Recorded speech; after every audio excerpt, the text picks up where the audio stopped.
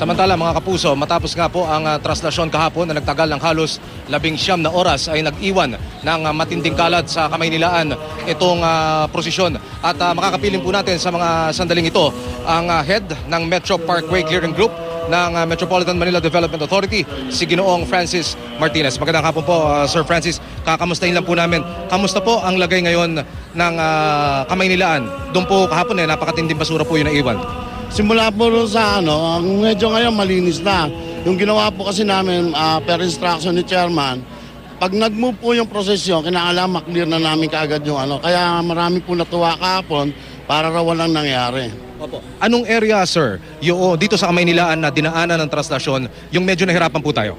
Dito po sa mismo sa loob ng Baklaran, ang pinakamarami. Kasi ang nangyari dito, may mga nakadikit ng mga plastic, parang nakadikit na sa chewing gum. So doon nahirapan tayo. Unlike doon sa Luneta, mabilis kami ron at yung ibang dinaanan ng translasyon, mabilis kami ron kasi walang gaanong kalat. Dito po ang pinakamaraming kalat nangyari dito sa mismo Quiapo. Ginoong Francis Martinez, kumpara po noong nakaraang taon at ngayon, sa inyong monitoring, ano po ang mas makapal na basurang inyong nakuha?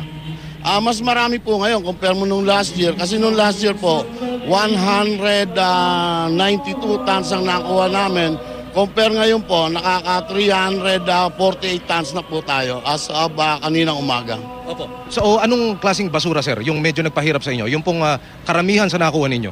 Ang karamihan po nakuha natin like yung mga styro, then plastic, balat ng candy, yung balat ng mga prutas, lalo na po yung ating yung pinagbalatan ng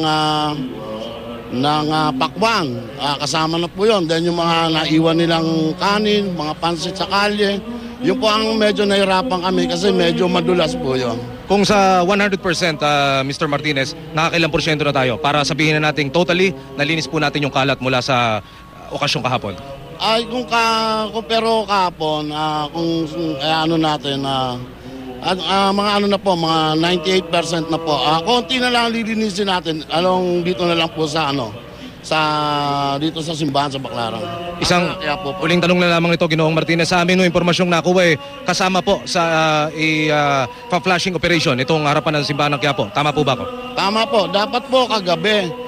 Nung umano ko kami kagabi, hindi na kami nakapa-penetrate dito yung fire truck dahil napakarami pong tao. At nataon pa ho na Friday ngayon kaya hindi kami nakapasok. Siguro po mamayang gabi, pag medyo lumuwag, ipapaplasin ko po itong Plaza Miranda. Ginoong Francis Martinez, maraming salamat po sa orasyon. Kakapiling po natin si Ginoong Francis Martinez, ang head ng Metro Parkway Clearing Group ng MMDA.